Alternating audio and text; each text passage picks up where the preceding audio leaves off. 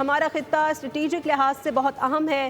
پاکستان، ترکی اور آذربائیجان مشترکہ دفاعی کوششوں میں تیزی لائیں گے۔ پاکستان میں $2 ارب کی سرمایہ کاری کریں گے۔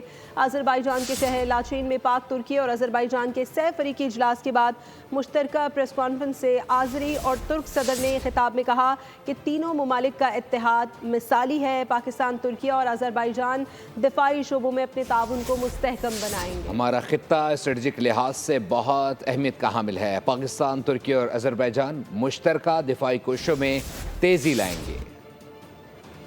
لاچین میں پاکستان، ترکیہ اور آذربائیجان کا 6 فریقی اجلاس، صدر الہام الیوف، صدر رجب طیب ایردوان کی مشترکہ پریس کانفرنس۔ ترک صدر نے کہا پاکستان اور بھارت کے درمیان جنگ بندی باعث اطمینان ہے۔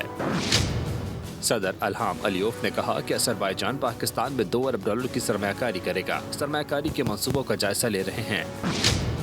دونوں صدور کا موقف تھا کہ تینوں ممالک کے درمیان دفاعی شعبے میں تعاون کے وسیع امکانات ہیں۔ سبسکرائب کریں اور بیل دبائیں تاکہ کوئی خبر رہ نہ جائے۔